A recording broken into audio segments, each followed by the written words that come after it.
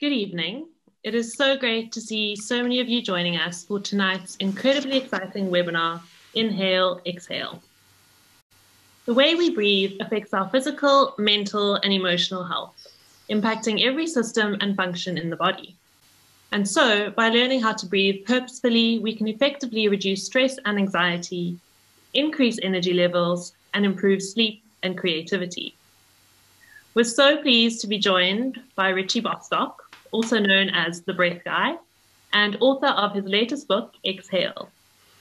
Richie will be discussing his personal journey, sharing strategies to enhance breath awareness, and providing simple and effective tools to help improve your well-being. Richie is a breathwork coach, author, and speaker. Formerly a corporate management consultant and digital entrepreneur, Richie discovered breathwork in researching the ways to help his father after being diagnosed with multiple sclerosis. Discovering the Wim Hof Method, which involves breathing techniques and cold exposure, he began to explore the incredible possibilities of the breath. Richie has spent years traveling across 5 continents, learning from a number of modern-day masters and continuously witnessing the transformative effects of when people become aware of their breathing. Richie has subsequently become one of the world's leading teachers of this revolutionary breathing practice. Tonight's webinar will be filled with easily applicable advice and techniques, with the chance to have your questions answered. Please do type any questions you may have in the Q&A box at the bottom of your screen. Richie will then answer as many of those questions as possible towards the end of the webinar, just before he takes you through a breathwork experience you won't want to miss. So without further ado, it is a real pleasure to introduce our guest and my friend. Richie, thank you so much for joining us, and over to you. Thank you, Jade. My gosh, it's for those of you who don't know, which I'm assuming is all of you. Jade and I are fantastic buddies, and we go ways back, and it's just so kind of surreal to be introduced by her. So thank you so much, darling. I really appreciate it. Hi, everybody, and welcome. I kind of feel like the introduction's been set. I don't need to say too much about myself, but maybe it's better if you hear it from the horse's mouth a little bit too. It's so nice to be here with you all for the next hour, and I really hope that in the next hour I can give you something that you can really apply into your life easily. Because so much of the time we jump on these webinars and we jump on these various like online courses, and there's a lot of listening and a lot of taking in information, and sometimes, particularly through the screen, it doesn't feel like you're really doing or you're learning how to be practical. It's very different to when you're in person and it feels like this is actually your life. So what we're going to be doing today is something that's very practical. It's going to be very involved. We're going to be doing a lot of different breathing together because I want you to start to feel what you can do with your breath, which for some people might sound like a bit of a strange thing to say. Don't I just breathe? Doesn't my breath just happen for me? Do I really need to pay attention to my breathing at all? Like, what's the big deal? What can it actually do? Well, the way we breathe affects every single system and every single function in our body, which means that if we learn how to use it in certain ways, we can start to make drastic changes in what happens inside of us physically, and also affect how we are thinking and how we're feeling mentally and emotionally. If you're skeptical about how much of a difference the breath can actually make, I was as well. I got into this work to be able to originally to try and help my dad, who was diagnosed with MS, multiple sclerosis. And it was through my research of trying to find something that could be useful for him, I came across this man by the name of Wim Hof, also known as the Iceman. If you don't know who he is, he's this crazy Dutch guy who has 20 plus world records, all related to cold exposure. So things like swimming under ice for the longest distance. He nearly summited Everest just wearing shorts and nothing else. And hiking boots as well. sat in a tub of ice for a stupid amount of time, all these sorts of crazy things. And it was through his learning and through his training and his experimenting that he cottoned on to how powerful breathing is, and eventually developed this technique called the Wim Hof Method, which, as Jade mentioned, involves breathing techniques and cold exposure. Now, this is something that's great for everybody's health and well-being, but specifically, it's really good for people who have autoimmune issues because of its anti-inflammatory effects. So this is what caught my attention, and I ended up traveling to Poland and spending a week in this tiny little village in the middle of the Polish winter, and doing all the crazy stuff that Wim does. We're hiking around in the snow barefoot in our shorts, -3 degrees outside. We're swimming in all the ice water, the ice lakes. We summited the tallest mountain in Poland, again just wearing shorts, -19 degrees at the top. So pretty cool stuff, right? And it sounds amazing. But really what blew me away was the breath work. Because what we would do every morning is we would go into the basement of the hotel we were staying at, and we would do these breathing techniques for 30 minutes, 40 minutes, and just have these absolutely incredible experiences, really profound experiences.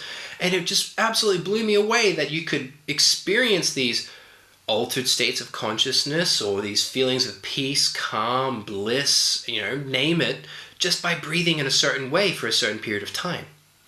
And so, anyway, to cut a long story short, I came back home and shared the technique with my dad. And, Dad, since then, he's been doing his breathing every day, cold showers every day, which is the easiest way to get a little bit of cold exposure daily. And changed his diet as well, which is very important for anyone who has an autoimmune issue. And the progression of his MS from that point onwards has completely stopped in its tracks. So pretty amazing stuff. And or maybe you're experiencing yourself an immune issue, or maybe you have MS, really look into the Wim Hof Method and then also dietary options as well. And I'm sure all the guys at the Lanserhof can help you out with that. But so that really triggered my fascination with the breath and wanting to find out what else can you do with the breath. And that took me all over the world, traveling around for about 3.5 years, living out of a suitcase, learning from all sorts of different people who were doing something interesting with the breath. And so I've worked with all sorts of fascinating people. We're talking, breath workers, yogis, psychologists, university researchers, physiotherapists, counselors, elite athletic coaches, all sorts of different people. And it's really exciting for me to be able to share this work with you now and share it with the world, and share what I am so passionate about and what I have found to just make such a huge difference and really can change people's lives in a big way. And if just by changing your breath you can change your life, well, then that's a pretty quick win. So let's talk a little bit about how this works. And we only have a little bit of time together today, and I want to give you a breath experience as well, and only be about 10 minutes or so. So it's sometimes we can do 10 minutes, 20 minutes, 30 minutes, 1 hour, and you can really have some profound experiences, but we're only going to do 10 minutes. So it's really kind of giving you a quick sort of taster into the potentials of breath work. But at the same time, breath work really is any time you become aware of your breathing and then start to change it to create some sort of physical, mental, or emotional benefit for yourself. So when you're feeling stressed out or you're in a moment of real intense concentration, quite often we'll go and sort of center ourselves using a sigh, or we call it a sigh of relief quite a lot of the time, right? That's breath work. You're unknowingly doing it already, and that's what, a couple of seconds? So sure, you can do it for 30 minutes, 40 minutes, but some of the techniques we'll be sharing today are going to be something that you can use that takes 1 minute, 2 minutes, maybe 3. And you shift your physiology that quickly in order to improve your state of being.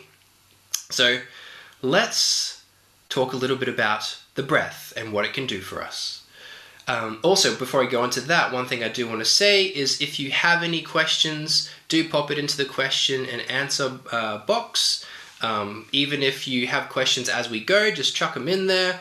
We have about 10 minutes at the end to answer specific questions. But, you know, if you have it top of mind, just pop it in there. So, it wouldn't be a workshop or a webinar about breath work if we didn't talk about why we breathe. Let's start at the very beginning. It's a good place to start, so they say. Why do we breathe? Now, usually, if we were in person, I'd pick on some people and test their high school biology and see how much they remember. But, you know, to kind of give you an idea of usually what happens, one person will start and say, oh, we need to breathe to survive. And you go, sure, that makes sense, yeah. But why do we need to breathe to survive? And people kind of look at each other a little bit, and then one person will say, well, because we need oxygen. And you go, yeah, absolutely right, correct. So why do we need oxygen? And then everyone sort of looks at each other nervously and they go, not sure. And that's usually where people's knowledge ends. They're not quite sure exactly why our bodies need oxygen. So to answer that question, we need oxygen to survive because our oxygen is what we use to create energy in the body.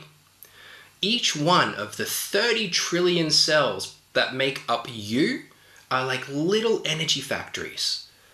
And the raw materials going into this energy factory in order to create the energy as an output are glucose and, you guessed it, oxygen. So we need oxygen for our cells to be able to create the energy for us to survive, for our heart to pump, for our brain to function, for our food to digest, for our hormones to secrete, as well as to walk, to live, to do all the things that we want to do. And we can actually see this in action, which is kind of fun. And we don't even need a microscope to do it. So we're going to do a little example right now. So one safety thing, if there are any ladies who are pregnant and are watching, unfortunately you can't do this little demonstration we're about to do. Okay, so you'll just have to watch along, I'm afraid. But everybody else, it's perfectly safe. So, sitting comfortably wherever you are, I invite you now to just relax for a moment. And together we're going to take a nice big deep breath in, fill up the lungs as much as you can. Exhale out, relax, and hold your breath. And now hold your breath for as long as feels comfortable for you. So whenever you feel like you need to breathe, just go for it. It's not a competition. You're not trying to stress yourself out too much. 10 seconds. Remember roughly how long you've held your breath for. 15 seconds. Coming up to 20 seconds. And 25 seconds. So whenever you need to breathe, just breathe. Coming up to 30 seconds. And 35 seconds. Some of you are probably still going. 40 seconds, don't be surprised. 45 seconds. And 50 seconds. We'll go up to a minute just in case we have some 55 seconds. Some special people here. And 1 minute. Wonderful. So, remember roughly how long you held your breath for, okay? But what is happening there is when we hold our breath, we are cutting off the supply of oxygen. So our cells are using whatever oxygen is left in our body to create the energy for our body to continue to survive. And one of the outputs that each cell creates as part of this process of what we call cellular respiration is carbon dioxide. So carbon dioxide, most people think is like a waste product, right? It's a bad, toxic thing that we shouldn't have. Whereas actually, it's the second most important gas in our body. We really need carbon dioxide. It's actually a good thing to have. But it is a byproduct of this process of our cells creating energy. And interestingly, when you feel that urge to breathe, so you're holding your breath and, oh, I really need to breathe now, that actually has nothing to do with the level of oxygen in your body. It has everything to do with the level of carbon dioxide. So your carbon dioxide level is slowly rising, and it's these receptors that pick up this rise in carbon dioxide that cause that reflex for you to go, oh, I really need to breathe. So it's the level of carbon dioxide that is the signal to need to breathe or not. Okay, so interesting, right? It makes a lot of sense. When we're not breathing, when we hold our breath, oxygen's going down, carbon dioxide's going up, and we feel that urge to breathe. So now we're going to do the exact same thing, but we're going to change it up a little bit. So to begin with, I invite you now to exhale out together. And we're going to take some nice big deep breaths, okay? So it's going to go a bit like this. So here we go. Just follow me when you're ready.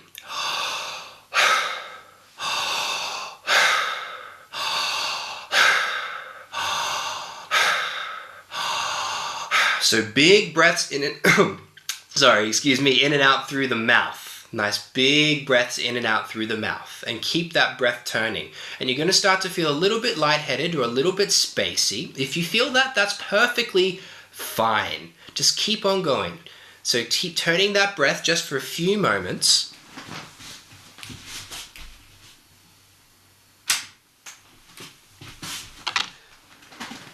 You're doing really well.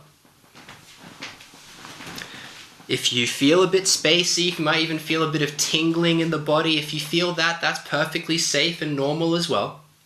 Just a few more, we're nearly there. Okay, last couple. Finishing the next breath you're on, just relax. Well done. If you're feeling a bit whoa, good job, it means you did it right. So now, take a nice deep breath in, fill up the lungs all the way up to the top. Exhale, relax out, and now hold your breath once more. So what we've done with that deep breathing is we've massively decreased the amount of carbon dioxide in our blood. Maybe even close your eyes for a moment and just relax. So what that means is we'll be able to hold our breath for much longer than we usually can. So we're coming up to 20 seconds already, past 20 seconds. 25 seconds. Coming up to 30 seconds. So by doing that deep breathing, we've massively decreased 35 seconds the amount of carbon dioxide in our blood as a starting point. 40 seconds. So as you hold your breath, the accumulation of carbon dioxide starting much lower, 45 seconds. So it takes much longer for it to get to that threshold that triggers the breathing reflex, 50 seconds. And we'll go for a little bit longer with this one, 55 seconds. 1 minute. 105. 110. We'll go to about 90 seconds. So if you're still there, 115, see if you can keep going. If you've made it this far, you can keep going. 120. 125 and 130. And if you haven't started breathing, just start to breathe and relax. Maybe some of you could have kept going for a little bit longer, but let's just stop it there for time's sake. So did you notice a big change? Usually, quite a few people will often say they experience a doubling of time held. Sometimes even more, close to triple. So that's how interesting is that we can influence what's happening inside of us that quickly. What a great demonstration, right? Within 45 seconds of breathing in a certain way, we can double the amount of time we can hold our breath. That's how quickly and how much our breath affects us. Now, I know what some of you are thinking though. Some of you are thinking, oh wow, so next time I'm in the ocean or if I'm at the pool and I do some of this deep breathing for a minute or two on the surface, then I hold my breath and I go underwater and I become a mermaid or a merman, right? Please, please, please, please, please do not do this in water. It's very, very dangerous to do this in water. Some of you may be thinking, maybe that's how the free divers hold their breath so long underwater. This is not how they do it. Okay, in fact, they preach against it because they know how dangerous it is to do this specifically in water. So just, yeah, do me a favor and just save it as a party trick rather than, trying to become a fish. So anyway, quick demonstration. Let's talk a little bit about how we can use the breath, probably a bit more practically, day to day. So let's talk about, probably in the short time that we have together, probably the most relevant thing that universally I think we're all experiencing quite a lot. We were experiencing it quite a lot before the pandemic, but the pandemic's just taken it to another level. And I think you know what I'm talking about. Feelings of stress, feelings of anxiety, worry, not feeling safe, that uncertainty. We as human beings are creatures of familiarity. So we really crave things that are familiar. We love to know what the outcome of things are, how we're going to feel when various things happen to us. And when the future seems so uncertain, that can trigger a real effect within our nervous system. Specifically, bringing online in a major way the fight or flight response of the sympathetic nervous system. So when we are operating 24/7, 365, from this part of our autonomic nervous system, the stress response of our nervous system, it's kind of like red lighting your car, right? Over revving it. You're going to do yourself some harm physically, mentally, emotionally. So many chronic issues, diseases, ailments, you name it. I would say primarily number one issue or contributor to any of these chronic diseases or issues is stress. Because when your body is in that fight or flight mode, it's not about trying to restore the body. It's about mobilizing the body for action. So it's all about trying to make sure that your muscles have the right amount of energy in order to run or to fight. Okay? It's all about mobilizing for physical action. It's not about restoration. It's not about recovery.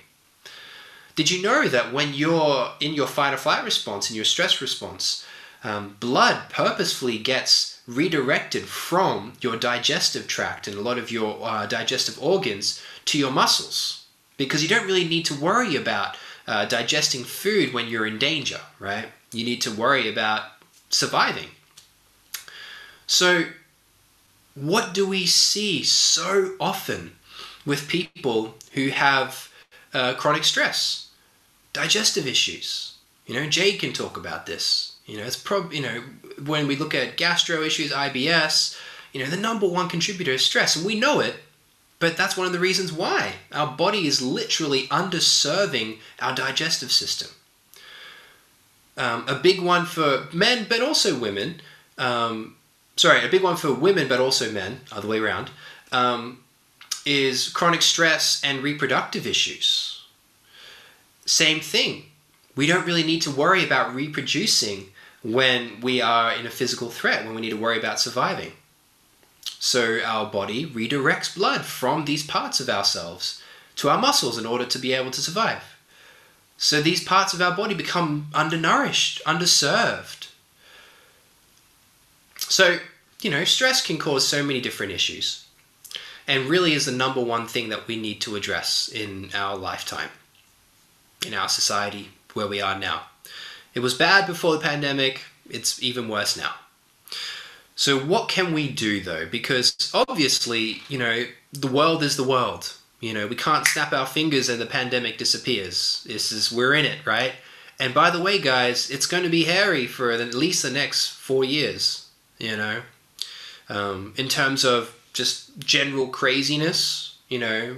And I think for all of us, we need to make sure that we have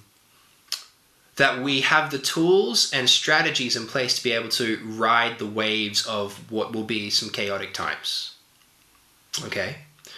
And it's not even pandemic related anymore. It will be all sorts of things. So until about 2024 or so, it's going to be a bit wild.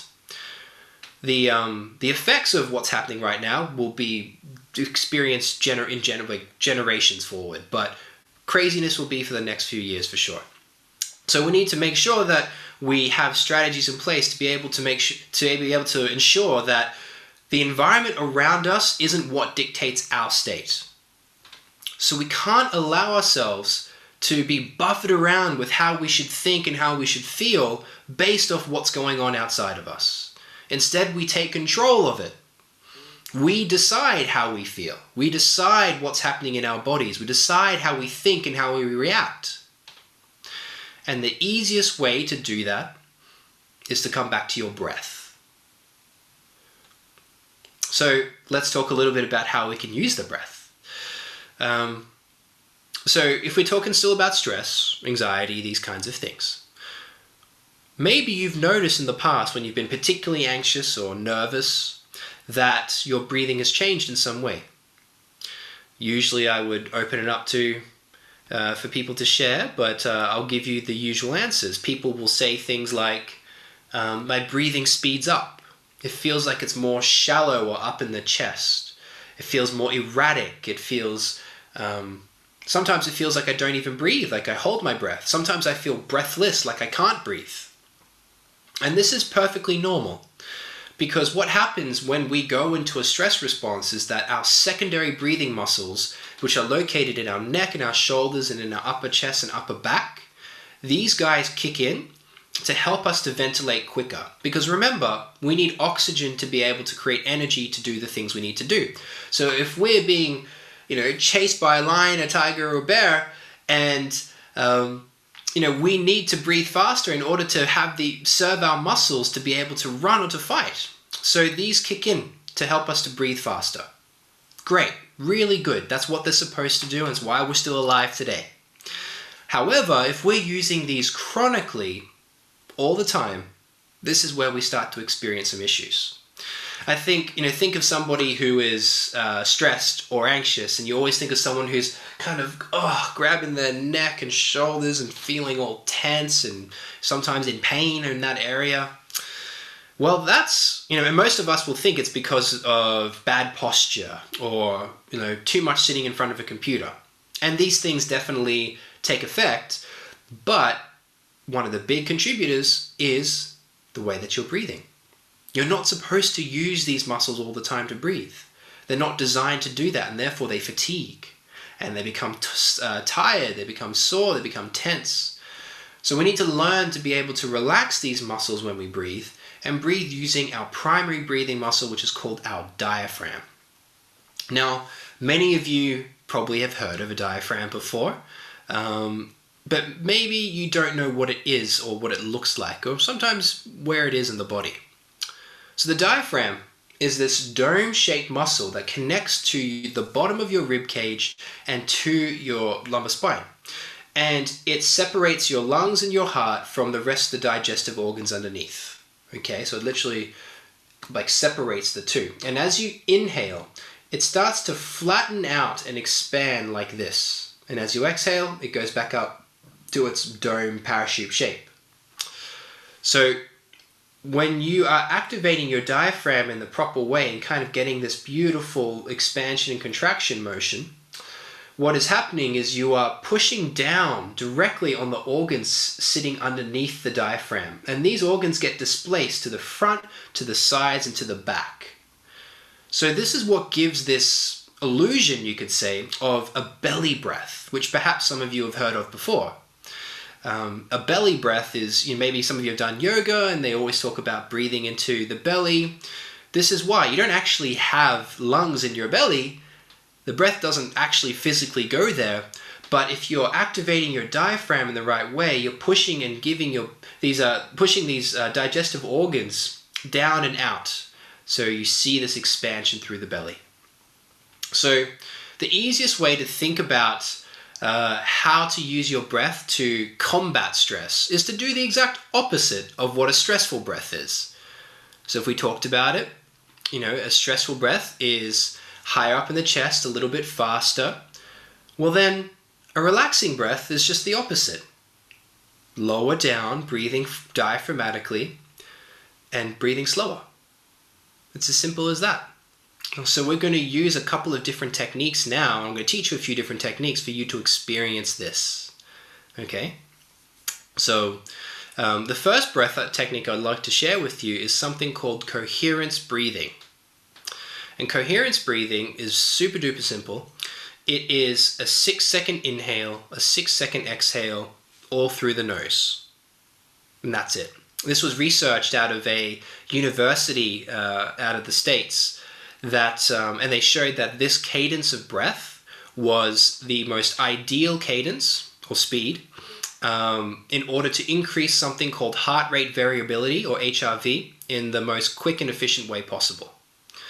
So this can be a really, really nice one to use anytime you're feeling stressed or anxious. Doing it for 1 minute at least. If you can do it for 3 minutes, that tends to be about the sweet spot. But 3 minutes in your day, particularly if we're all working from home these days, it's you can definitely sit on the couch for a second and breathe. So all you would need to do is to sit comfortably, maybe place your hands over your belly, and as you inhale, breathe into those hands, feeling an expansion through the belly. And breathing slowly in for a count of 6, and then exhaling out slowly for a count of 6. Now, that is quite a slow breath and might feel quite tough or strange to do. And if that's the case, that's totally fine. You can maybe shorten it a little bit. So, do 5 seconds in, 5 seconds out, maybe even 4 seconds in, 4 seconds out, and then slowly build your way back up. But it's a really, really nice one to do. And in fact, we're going to, in the breath demonstration we're going to do in a moment, we're going to do a little bit of coherence breathing in there as well. So coherence breathing, really lovely one.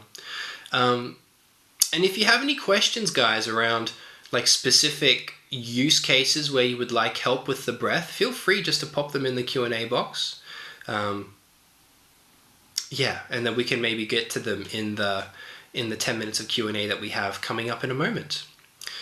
So let's try a little bit of coherence breathing together right now. And we'll do it maybe just for a minute and a half or so, just so you can get a feel for it.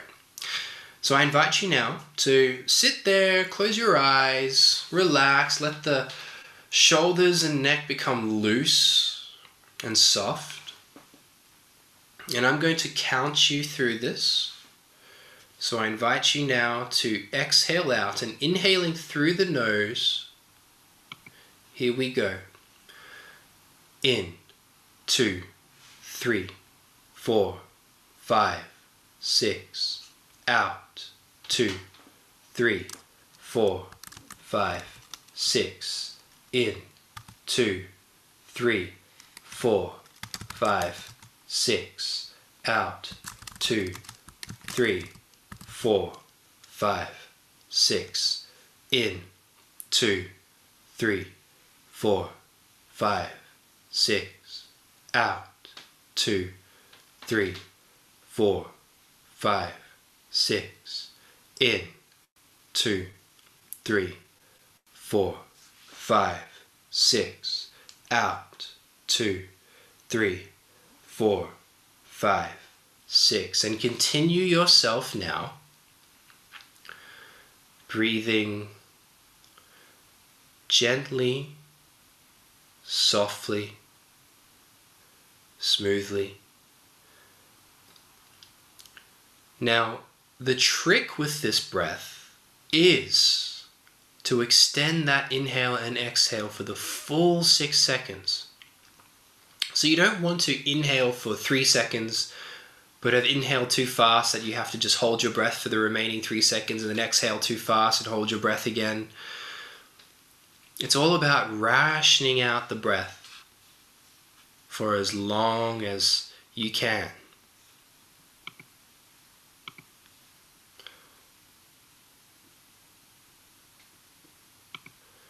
And if that really feels impossible to inhale for the full 6 seconds, then make it 5. And see if that feels easier. And over time, you'll build it up to be able to comfortably do that 6 seconds. To put it in perspective, when I was in Mexico and I was learning with one of my teachers, training with one of my teachers, he gave us this exercise to practice how long we could sustain a single inhale. And we practiced it every day for about a month, and by the end of the month I was able to do a single inhale for 2 minutes and 17 seconds.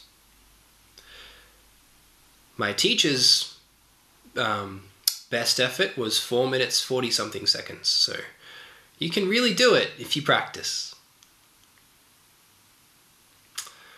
And just finishing the next breath you're on now. Relax.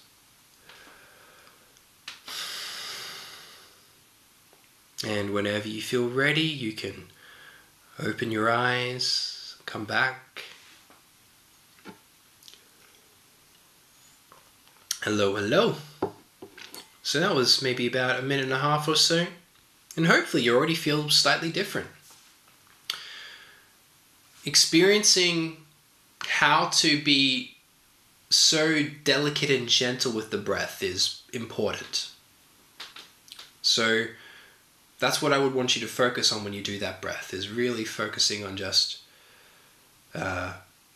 softly rationing the breath as much as you can. Really gentle and minute almost. Great.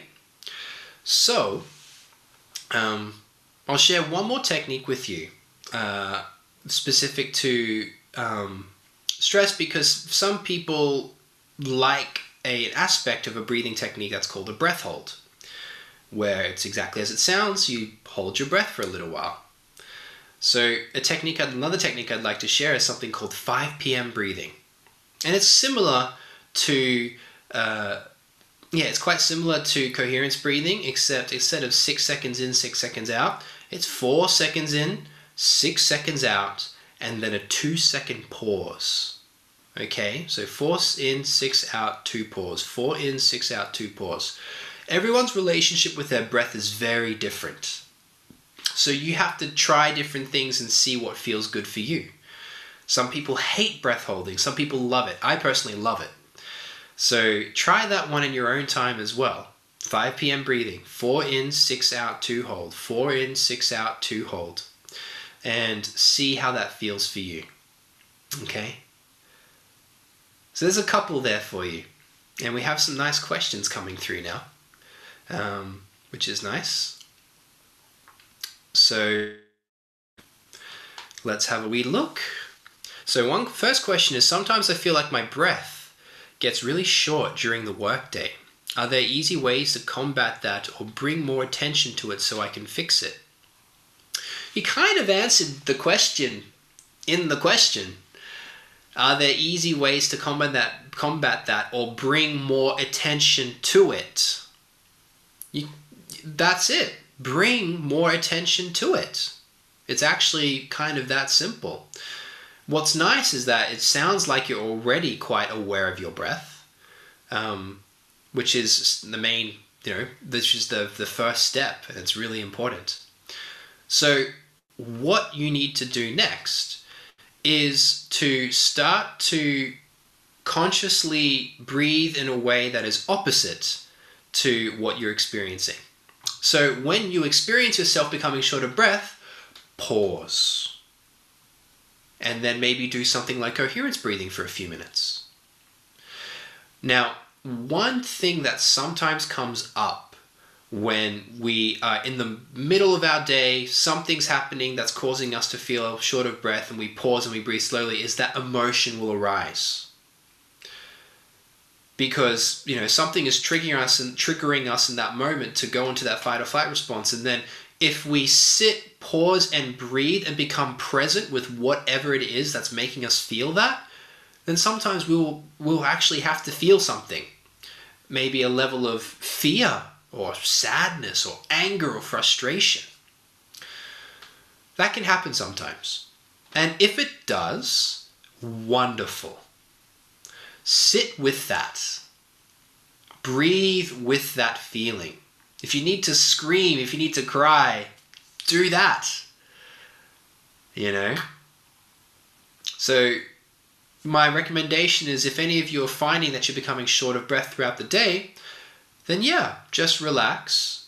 Take a moment, 2 to 3 minutes, that's all you need. Close your eyes, do some coherence breathing, and just become very present with your body. You know, the sensation of breathlessness or short of breath, you know, is the sensation is the language of the body. It's the body's way of trying to get our attention and to tell us something. So you can pause, breathe gently, bring down that nervous system, but you may also start to get some insight as to what is going on there anyway. So I hope that helps. All right, they're coming thick and fast, and I technically only have 8 minutes left to go through them all. Okay, so let's just go through some. Question is how to breathe when going through physical pain or discomfort. Great one. So what I like to do, and there's a few different things that you can do when it comes to pain, and it depends, right? We're talking like acute pain, so you have some trauma, you hurt your knee, you took a hit or something like that, versus, let's say, things like nervous system pain. So if you have something like fibromyalgia, versus migraines, like, depends what kind of pain we're talking about. But one of the really useful things you can do is to actually breathe into the area of pain. And this is similar to my last answer to the previous question. Pain is, again, the body's way of trying to get us to notice something, to get our attention. And we live in a society of trying to numb out pain. Oh, I feel bad, take painkillers, Oh, I feel, not bad. It's like if I feel, some painkillers. If I feel bad, if I feel sad, we have another drug that helps to distract us from how we're feeling. It's one of these guys, right?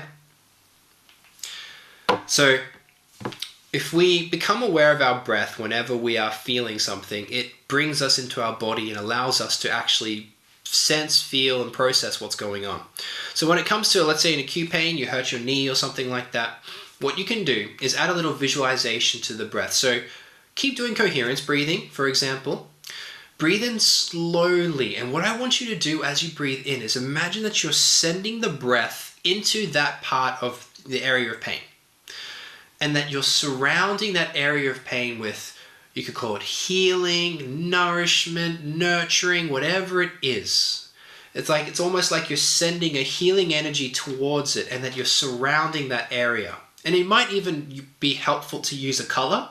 So let's say if my knee is sore and I visualize it as a red area, and I breathe in and it's blue, and the blue kind of surrounds the redness. And then when I exhale, imagine that you're pulling that redness out of you as you exhale out. Really, really nice one for pain.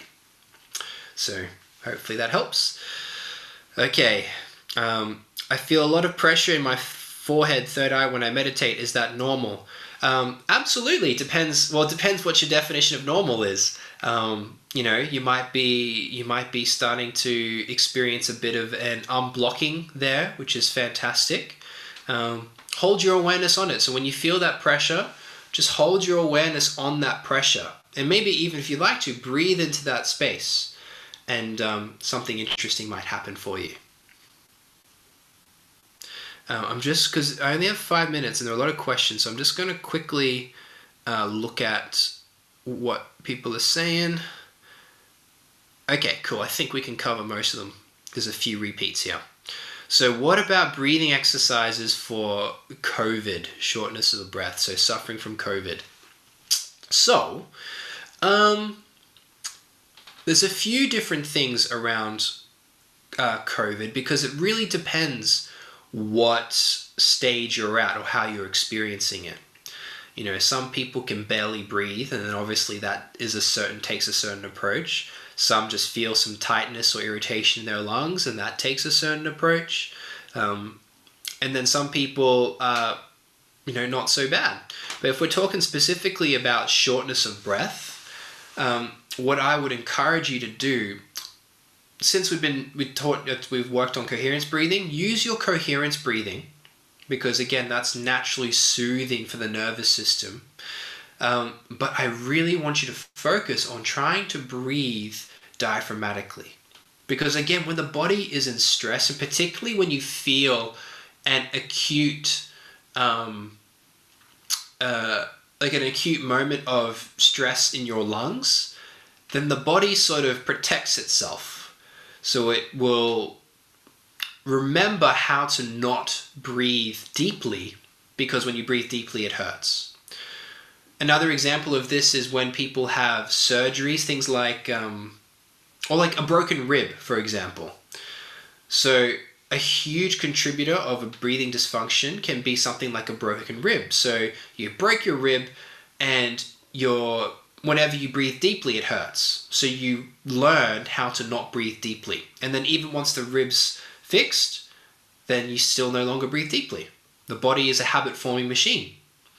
So what I would recommend is to really focus on trying to breathe deeply only to the point at which you're comfortable. If you're breathing deep and it's making you cough or splutter or anything, then maybe don't go that far. Just gently increasing it over time. Okay?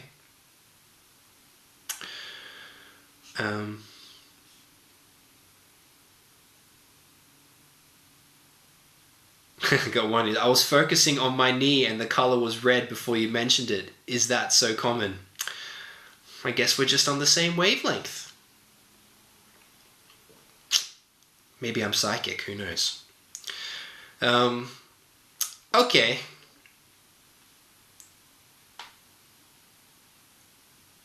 "5 p.m. breathing is through the nostrils, just like coherence breathing."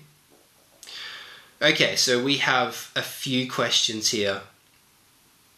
Actually, it's one person over and over again. And really wanted this question answered. What is the effect of wearing a mask? Interesting. Masks are a little bit controversial. Let's just put it that way. There is evidence pointing in all directions. So it's a little bit hard to know what to believe, unfortunately. So with that in mind, I will just offer you this advice. Wear your mask as little as possible.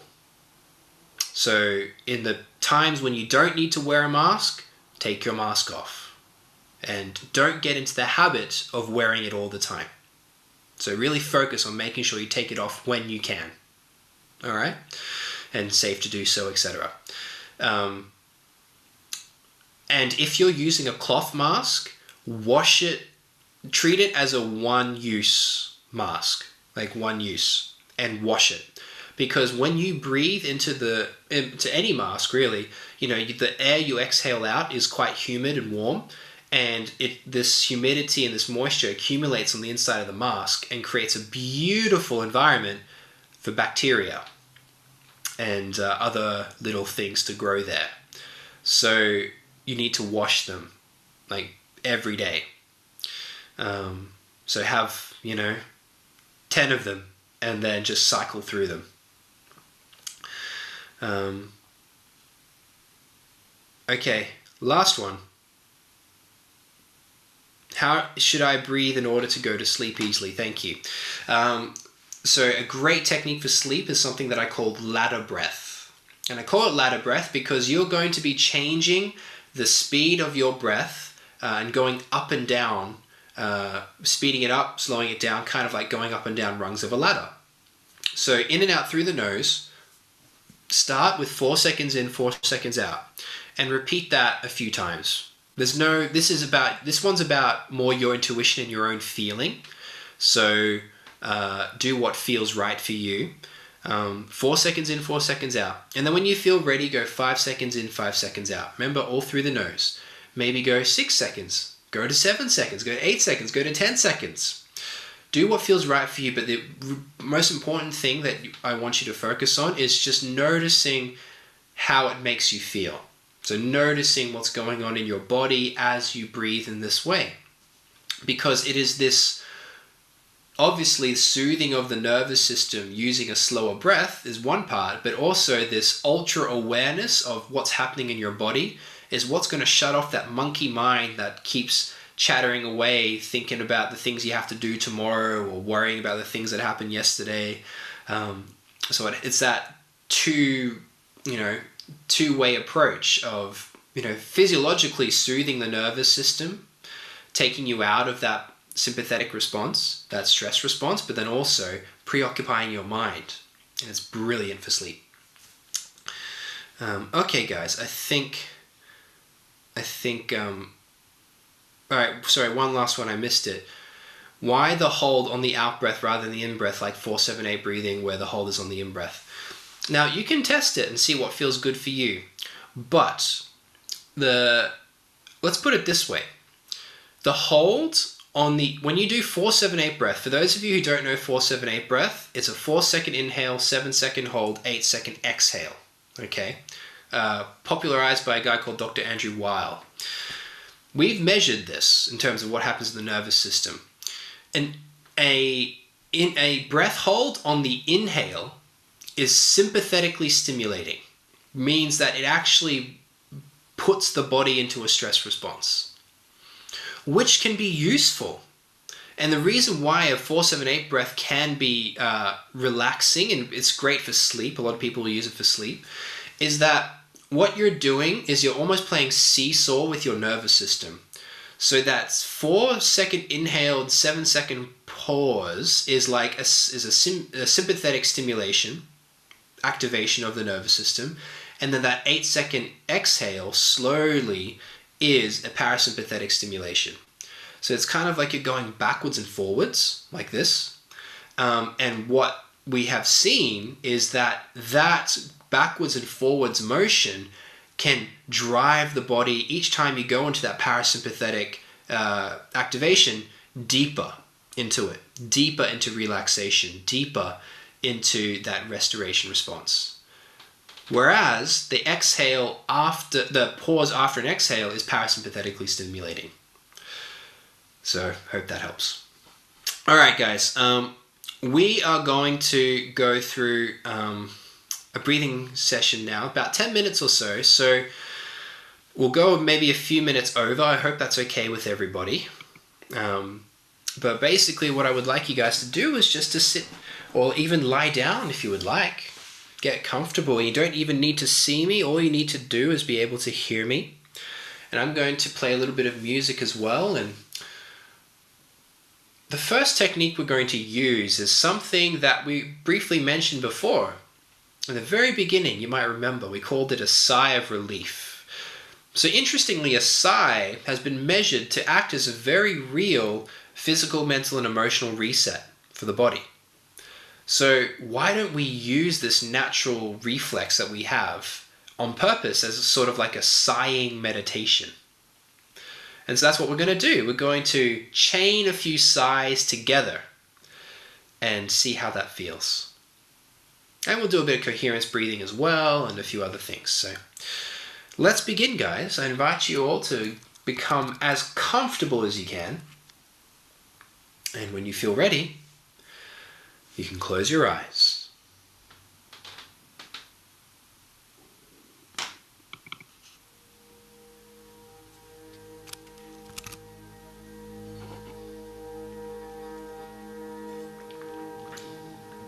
Hopefully you can hear some music coming through now.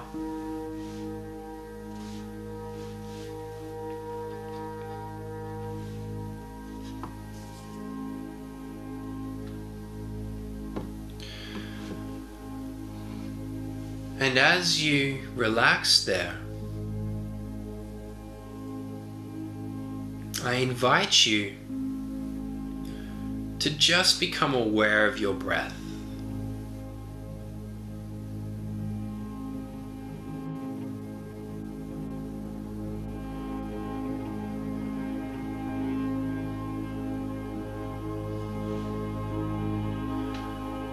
to notice which parts of the body move as you inhale and as you exhale.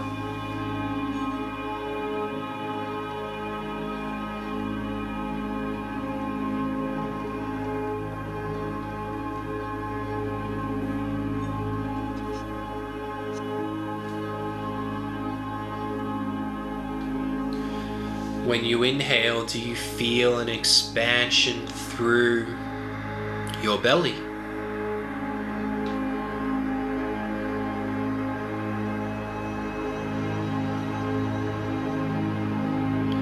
Or do you feel more movement through the chest and the shoulders?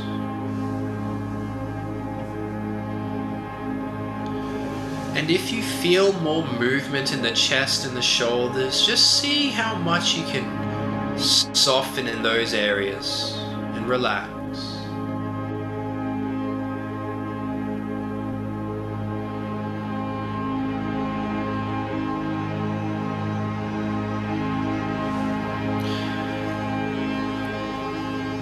And in a moment now, we're going to move into our nice big sighs of relief. And when you do them, I really invite you to make them big, make them bold. So a sigh kind of goes a little something like this. You'll take a big inhale through the nose, relaxed exhale through the mouth. So let's do some together. I invite you now to exhale out. And here we go. So nice long inhale in through the nose and through the mouth. Sigh it out. Through the nose, long inhale in and sigh it out. Through the nose, long inhale in and sigh it out.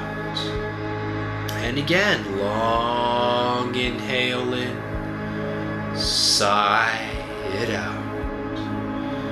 Long inhale in, sigh it out. So keep that going now at that pace, chaining these sighs together, and with every exhale, you can even really focus on just letting go a little more, you know, really just dropping down, relaxing, letting loose with every exhale. You can bring some movement into it if you would like, you know, drop the shoulders, drop the neck, drop the head. Last couple.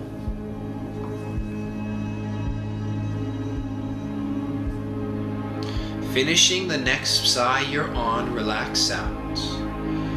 And together we're going to do some coherence breathing together. But to make it easier, let's just breathe in and out for a count of 5.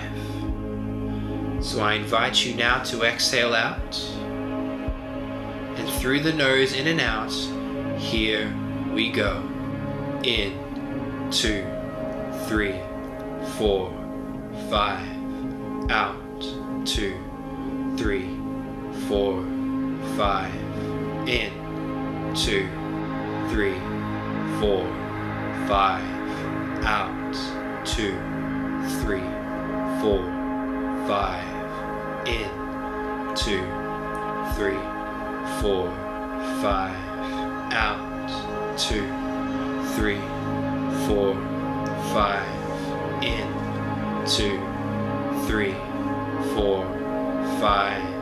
Out, 2, 3, 4, 5. In, 2, 3, 4, 5. Out, 2, 3, 4, 5. And continue yourself now.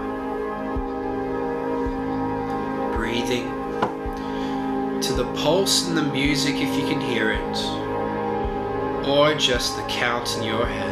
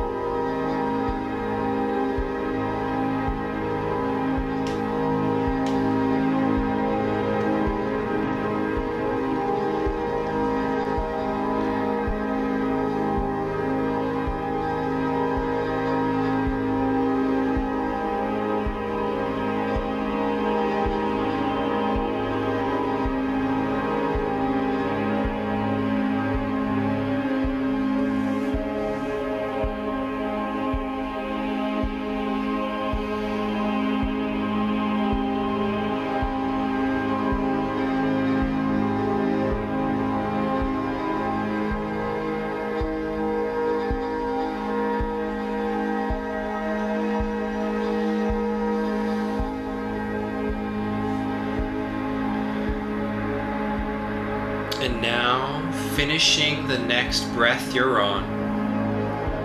And together we will go back into our big sighs of relief.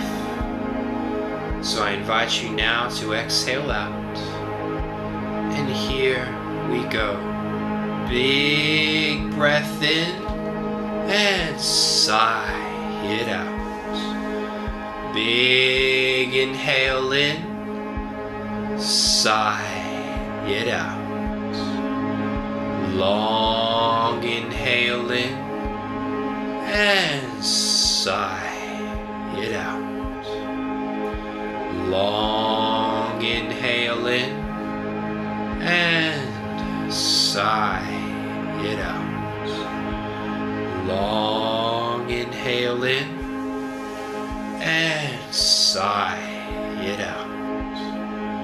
Long inhale in and sigh it out. And keep that going now. For the last few moments, just breathing in all of your good, breathing in all of your worth. And on that exhale, just relaxing, dropping it out, letting it all just fall away.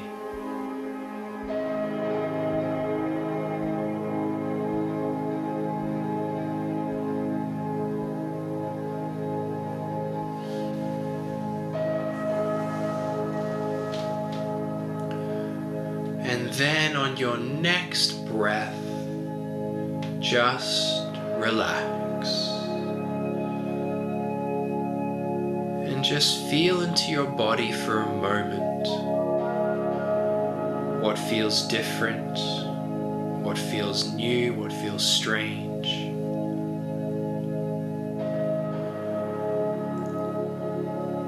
And if you would like, you can even bring into your mind now a picture of somebody or someone that you are deeply grateful for, or someone that you love immensely. Seeing their face in front of you, and maybe in your head just giving a word of thanks or saying I love you.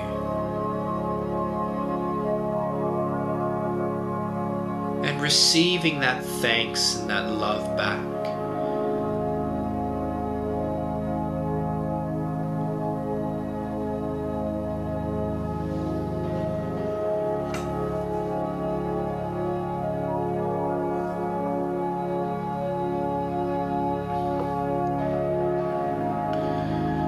And then slowly just coming back to your body, maybe wiggling your fingers and toes. Maybe moving your head from side to side. Maybe you feel like you want to have a little stretch. And whenever you feel ready, you can open your eyes.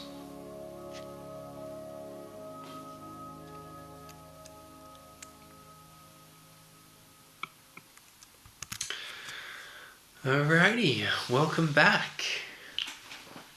Welcome back, welcome back. Hope you're doing well, hope you're feeling fine, feeling wonderful.